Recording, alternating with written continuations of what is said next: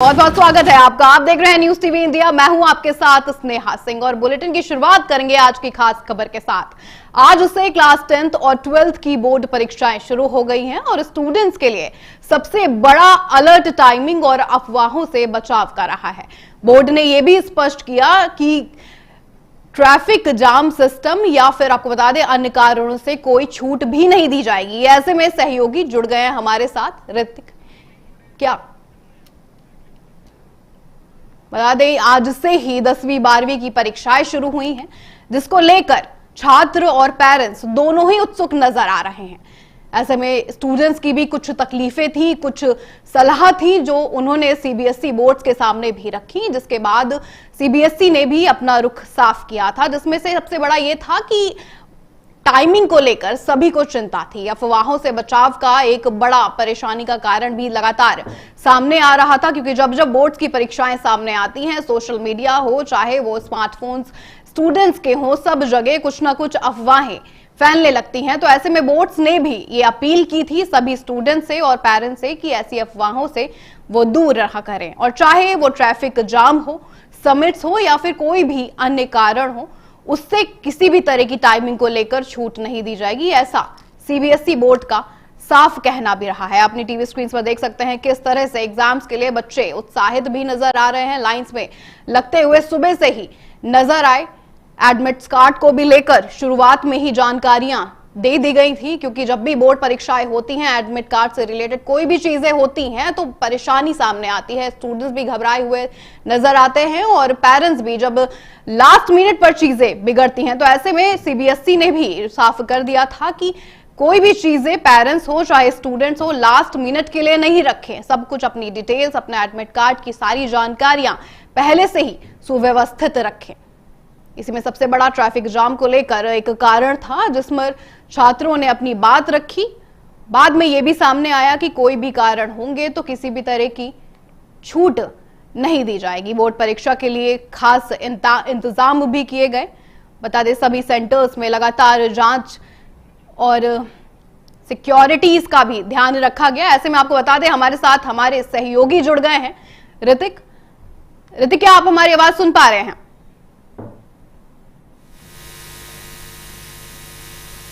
देखिए स्नेहा, सबसे महत्वपूर्ण ये हो जाता है कि जब 10वीं 12वीं की परीक्षाओं की हम बात कर रहे हैं, वो भी सीबीएसई बोर्ड यानी कि केंद्रीय माध्यमिक शिक्षा बोर्ड जो है, इसकी जब परीक्षाएं होती है तो उसको लेकर के तमाम अलग अलग तरीके के निर्णय लिए जाते हैं। जब ये इस बार 10वीं और 12वीं की परीक्षा हो रही है तो सबसे पहले मैं आपको बता दूं, अगर आंकड़ों की बात करें तो लगभग 43 लाख ऐसे बच्चे हैं जो इस बार पेपर दे रहे हैं, जिनमें से 25 लाख बच्चे जो हैं वो 10वीं के हैं और 18.5 लाख जो बच्चे हैं वो 12वीं के हैं।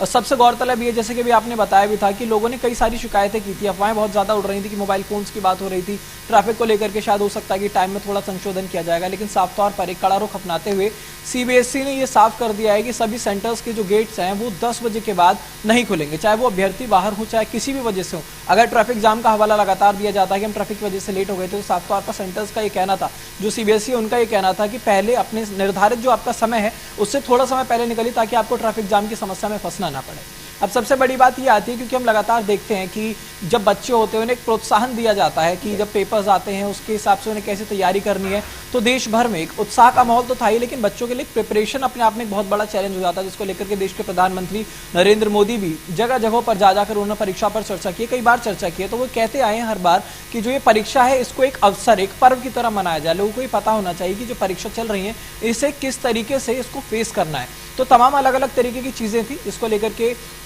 इस बार सीबीएसई की परीक्षाएं हो रही हैं। अगर उसके बाद हम बोर्ड्स के सेंटर्स की बात करें तो लगभग 8074 सेंटर्स जो हैं वो 10वीं की परीक्षा वालों के लिए बनाए गए हैं। 12वीं वालों की अगर हम बात करें तो लगभग 7500 सेंटर्स जो हैं वो इनके लिए बनाए गए हैं और तमाम अलग अलग तरीके की सुविधाएं दी गई हैं। अगर इस बार जो ये परीक्षा हो रही है, इस बार कुछ अगर नई बात हम करें जो इस बार सीबीएसई बोर्ड ने किया है, वो ये है कि ऑन स्क्रीन मार्किंग है। मतलब जैसे पहले बच्चे जब पेपर्स देते थे तो वो हार्ड कॉपी जो होता था पहले वो जमा किया जाता था, फिर उन्हें बॉक्सेस में पैक किया जाता था, उसके बाद वो आगे जाता था, जो कि इन्विजिलेटर्स पहुंचाते थे ताकि उन्हें टीचर्स जो है वो चेक करें। लेकिन इस बार ऑन स्क्रीन मार्किंग होगी, यानी कि जो पेपर्स हैं उसे पहले स्कैन किया जाएगा, उसके माध्यम से फिर वो आगे भेजा जाएगा, जो कि जो चेकिंग होगी उसकी, यानी कि वो टैब में या फिर लैपटॉप्स में उन पेपर्स को चेक किया जाएगा ताकि किसी प्रकार की कोई दिक्कत ना। क्योंकि ये कहा जाता था बार बार जब बच्चे पेपर देते थे, वो जब पैकिंग उसकी आगे जाती थी, कई बार ऐसा होता था कि की शीट्स जो होती थी वो इधर उधर हो जाती थी। तो इस बार वो ऑन स्क्रीन मार्किंग के जरिए होगा। देखिए, चीटिंग की भी बहुत बड़ी बात होती है, सभी परेशान भी होते हैं, नकल के कई मामले भी आते हैं, तो ऐसा क्या कुछ रुख रहा है इस बार सेंट्रल बोर्ड ऑफ एजुकेशन का, सीबीएसई का भी, कि ये सारी चीजें आगे ना हो सके? तैयारियां क्या कुछ की गई हैं इन सबको रोकने के लिए? देखिए स्नेहा, केंद्रीय माध्यमिक शैक्षणिक बोर्ड की अगर हम बात करें तो सबसे ज्यादा, जैसे कि आपने बताया, नकल की समस्याओं से लोग बहुत ज्यादा परेशान होते हैं। कई बार ऐसा होता है कि कई ऐसे परीक्षा देने वाले परीक्षार्थी होते हैं जो कि चीटिंग नहीं भी कर रहे होते, लेकिन किसी और की वजह से वो फंस जाते हैं। तो इसको लेकर के जो इस बार इन्विजिलेटर्स हैं उनको भी कई सारी ट्रेनिंग्स दी गई हैं, वहाँ पर अलग अलग तरीके की। और सबसे ज्यादा बड़ी बात यह है, जो बेंचेस हैं उनके बीच में जो डिस्टेंस है वो एक मेंटेन करने के लिए बोला गया है।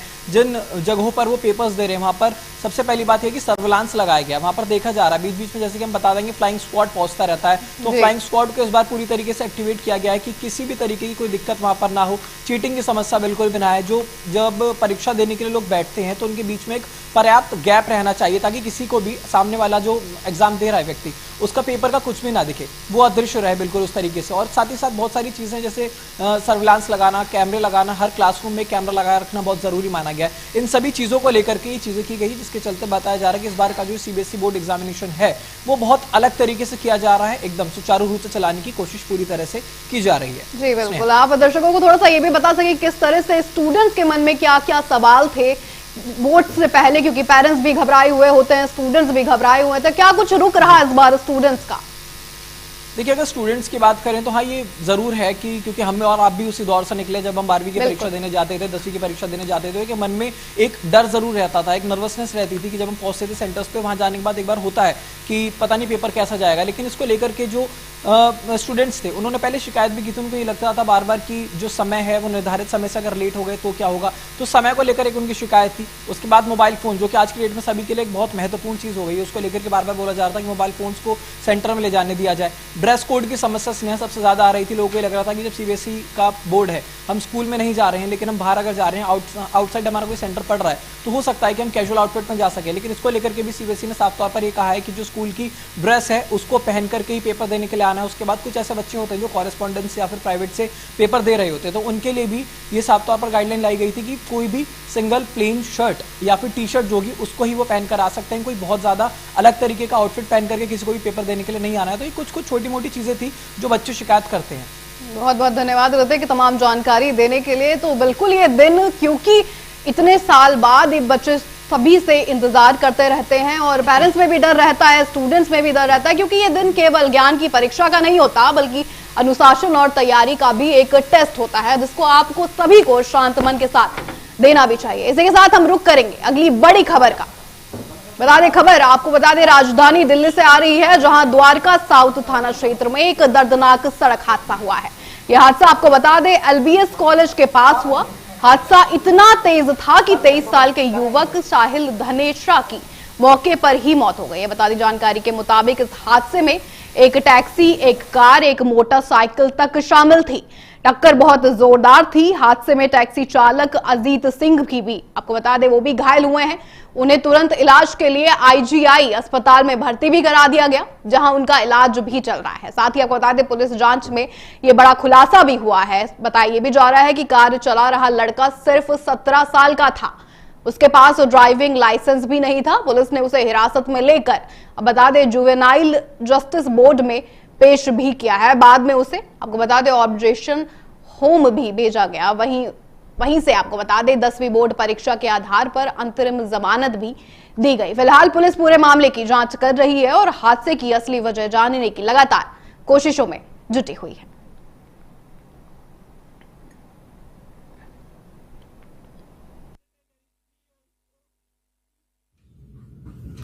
और मैं इना साहिल धनेश्रा की मदर, सिंगल पेरेंट। मैंने अपने बच्चे को 23 साल से एज ए सिंगल मदर पाला है और एक रईसजादे की स्कॉर्पियो जो कि स्पीड की रील और स्टंट मारने के लिए अपने घर से गाड़ी लेके निकले थे अनलाइसेंस्ड। उस लड़के को गाड़ी चलानी भी नहीं आती। He was unlicensed driver। उसने 3 फरवरी को मेरे मासूम बच्चे को अपनी गाड़ी से ऑन द स्पॉट उड़ा दिया। मेरे बच्चे को उड़ा दिया उसने। I'm a helpless mother alone. I request all media and people of Dwarka to come forward to help me, please. I request, I beg as a mother, please save your children. Please save your children and help me also. Please come forward. खबरों में आगे बढ़ेंगे। अब bulletin में रुख करेंगे हरियाणा की खबरों का, जहां बता दें आम आदमी पार्टी के नेता अनुराग ढांडा ने राज्य की कानून व्यवस्था पर गंभीर सवाल उठा दिए हैं। उनका यह साफ कहना है कि पूरा हरियाणा में जो हालात चल रहे हैं वो खराब हो चुके हैं।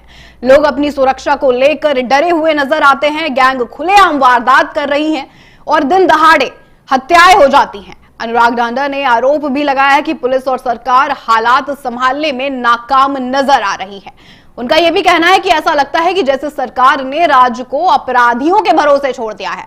उन्होंने यह भी कहा कि मुख्यमंत्री राज्य पर ध्यान देने के बजाय बाहर ज्यादा समय बिताते हैं, जिससे जनता में नाराजगी साफ देखने को मिलती है। साथ ही आप नेता ने यह भी दावा किया कि हरियाणा में आम लोग खुद को सुरक्षित महसूस नहीं कर पा रहे। उन्होंने सरकार से मांग भी कर दी है कि कानून व्यवस्था को तुरंत सुधारा जाए और लोगों को सुरक्षा का भरोसा भी दिलाया जाए। फिलहाल इन आरोपों पर सरकार की ओर से कोई जवाब भी सामने नहीं आया है। अब देखना यह होगा कि इस मुद्दे पर आगे क्या कदम उठाए जाते हैं।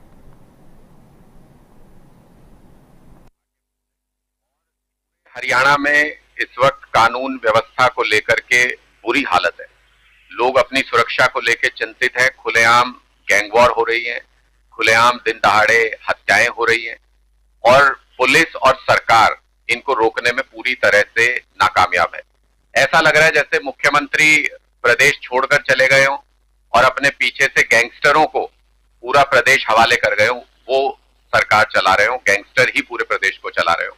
ऐसी स्थिति बहुत ही दुर्भाग्यपूर्ण है और इससे साफ समझ में आता है कि भारतीय जनता पार्टी के नेताओं की या तो मिलीभगत है इन गैंगस्टर्स के साथ या फिर सरकार ने इनके आगे घुटने टेक दिए और कानून व्यवस्था पूरी तरह से हरियाणा में चरमरा गई। देखिए, मुझे लग रहा है कि जिस प्रदेश का मुख्यमंत्री छुट्टी पर चल रहा हो, जिस प्रदेश का मुख्यमंत्री दिल्ली, पंजाब और इधर उधर घूमने में ज्यादा समय व्यतीत कर रहा हो और अपने प्रदेश को संभालने में कम समय लगाता हो, वहां पर यही स्थिति होती है। सारे प्रदेश में लोग आज पूरे हरियाणा में ये कह रहे हैं कि मुख्यमंत्री प्रदेश छोड़ के चले गए और गैंगस्टरों ने सरकार के ऊपर कब्जा कर लिया। ऐसी स्थिति आज के दिन हरियाणा में है।